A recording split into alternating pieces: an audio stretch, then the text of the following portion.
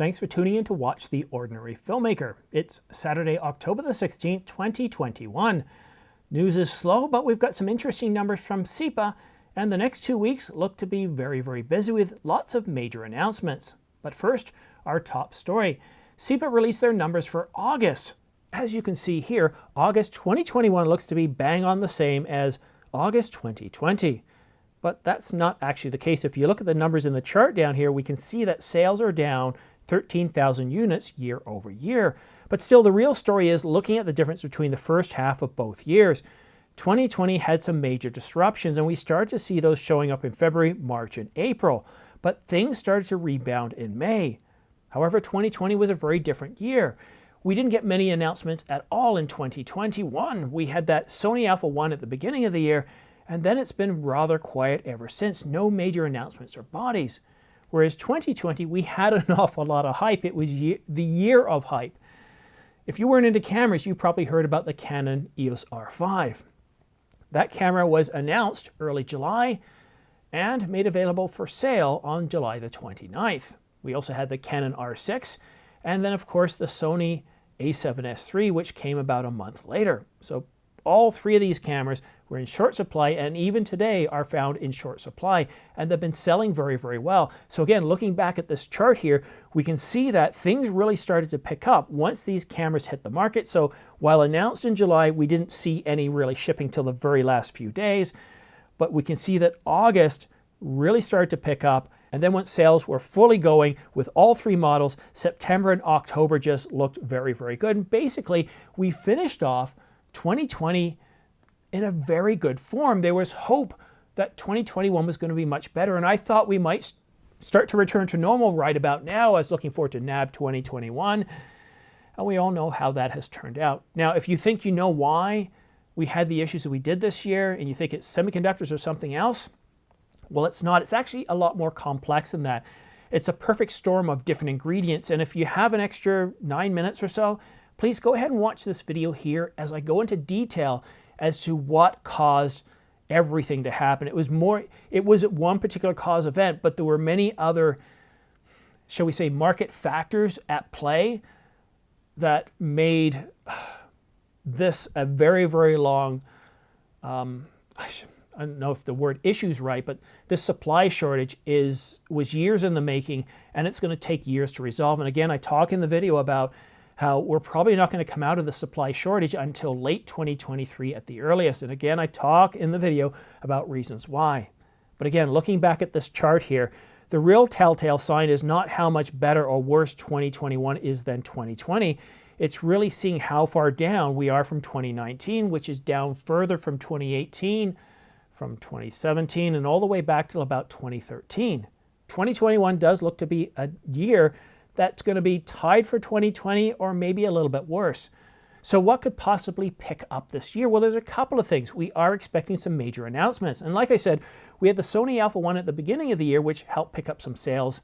But the market is made up of more than just Sony. Sony only makes up maybe at best around 20% when you take into account all players. So outside of the Alpha 1, what else have we had this year? We did have the Canon R3, but that was an announcement. We don't have any product availability dates, although from what we're hearing on rumors, we're looking at November. We did have that beautiful Nikon Z9. We keep seeing this camera. Every week, Nikon teases us with a new 32 minute teaser about the Nikon Z9. Why do I keep calling it the Z6? The Z9. We have 2 more videos coming out, so that means we're probably 2 more weeks away from a big announcement. But that doesn't mean we'll be able to pre-order that day or that they'll start shipping that day. And of course, Panasonic. They've said that the GH6 is coming this year. They've publicly stated that they have a virtual press announcement coming up. And of course, Sony is expected, based on rumors, this is not fact, there's been no news release about this, but Sony is expected to release the a7 IV. So the R3, the Z9, the a7 IV, the GH6, all of these camera bodies, if they are available for sale, will help pick up numbers. But let's face it, September's already lost. We're not going to see a big improvement there. So compared to last year, I predict that we're going to see sales down significantly over 2020. But what about October? Well, we're already halfway through October and we don't have any announcements, so most likely when they do announce, they're not going to be available for sale. So October, again, is going to be down significantly over 2020. November is the first month that we can expect in the future where we can see numbers start to pick up. But I think they'll still be down over 2020 because it's going to take a while and they're not all going to release on the same day. And we really don't know when they're going to release. But I think we're going to have to wait until November and December before we start to see numbers pick up for 2020. So, sorry, 2021. Reason why I was thinking about 2020, because if we look back at 2020, we look at that first part of the year, definitely down, right? Not a good year. But in the second part of the year, we can see that 2020 is up. But now 2021 seems to be a reverse of that. First part of the year humming along quite good. Not a huge amount of peaks here, although it does peak a little bit in April and March. But we're going to see a bit of a down in the second half of this year. And I don't know how long that's going to last, but I think it's going to be until about November. So what's the takeaway here? Yes, sales are down, but don't let that get you down. You're not, unless of course you're a shareholder, unless of course you work for one of these companies, then yes, it's a tough time. But if you're a hobbyist, if you're a professional, if you look at these cameras as a way of artistically taking what's in your mind's eye and producing something, or if you're using it for your income source, there's a lot of good tools out there, a lot of good lenses out there, a lot of good camera bodies, and these cameras will come to market. We'll see the Z9, we'll see the A7 IV, the GH6, and the R3. But if you're really serious and you really want these cameras, then as soon as a pre-order is available, go ahead and click on it. And if you're not 100% sure, you're maybe 85% sure, click on that pre-order, go ahead and do it. You can always cancel out later. If you don't, I have a feeling that you're not going to get delivery until 2022. And as we saw with the Canon R5, that camera was so popular, greatly exceeded Canon's expectations, that even to this day, it's still in short supply. That's a good problem to have, but still, we got a lot of supply constraints in this year. But without further ado, let's go on to our next news story. We've got a lot of big announcements coming up, and there's three that I want to draw your attention to. The first one is on Monday, October the 18th at 10 a.m. Pacific or 1 p.m. New York time or Toronto time. And that's going to be Apple's announcements of new hardware. And what I'm looking forward to seeing here is their new M architecture, the new MacBook Pros, the 14 and 16 inch, and looking to see if they're going to do a replacement of the 27 inch.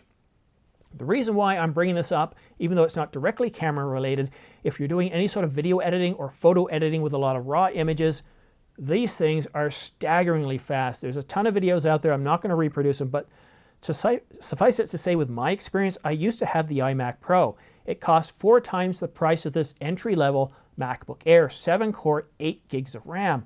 And this can export 60% faster than the iMac Pro at 1/4 the price.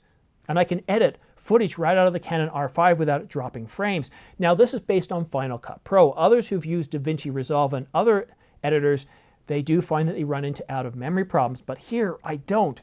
And a lot of times when I'm editing 4K files, and they can be an hour long, my RAM never seems to punch much above 5 or 6 gigs, sometimes reaching 7, and that's on an 8 gig system. So these things are incredibly fast. So watch that event if you're looking at new video editing hardware. Now the next event is a little bit more, how shall we say, suspicious. Sony Alpha Rumors says that Sony's going to be announcing the A7 IV this coming Thursday at 10 a.m. New York time or 3 o'clock London time. And I say it's suspicious because Sony Alpha Rumors doesn't always get it right.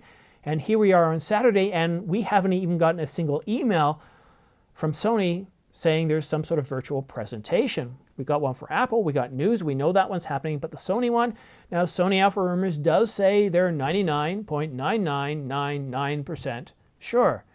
And I do believe that the A7 IV is coming soon, but I'm not 100% sure that we're going to get it this Thursday. We'll just have to wait and see. Sony Alpha Rumors does say it comes from a known source, and I am hearing an awful lot of I'm hearing an awful lot of noise in various channels. A lot of people are telling me they know people who have these that are testing them out that are other channels. I've even got somebody telling me that they think the price is going to be around $2,800. Again, all speculation. Let's just wait and see, but Thursday's the day. If you're a Sony fan or if you just love cameras, tune in, wait and see if we get some sort of announcement. Now, the last announcement I want to talk to you about, again, this one's fact. Panasonic has told us that on the 27th, they're going to be announcing something big, and I believe that's going to be the GH6. They talk about an anniversary event, and this is the 20th anniversary of the first Lumix camera. And they've already told us that the GH6 is coming out this year, and they gave us a development announcement. So not a lot of surprises here. We can expect the GH6 announcement next week. So a lot of really great things coming out. I'm super excited to see what we get here. Oh, and one other thing I forgot to mention, please go ahead and click like and subscribe if you haven't done so already. It doesn't cost you anything, and it really helps this channel grow. Somehow YouTube sees your engagement, whether you click subscribe, like, or even comment, as, hey, you're spending more time engaging and watching, you like this content, so does this other person. You know what, I'm going to go ahead and recommend it to more people. So please go ahead and click like and subscribe. It's very much appreciated. And if you've already subscribed, well then please tell your friends on Facebook, Instagram, let them know that, hey, you should check out this channel, it's up and coming. The guy's pretty good, although every now and then he doesn't know what he's saying because he trips over his own words. This is my third time recording this today, if you can believe that. But that's it for now. Thanks so much for watching The Ordinary Filmmaker. Next week is going to be really, really busy, so stay tuned. I'm probably going to be putting out an awful lot of videos. But that's it for now. Thanks so much for watching. We'll see you again soon.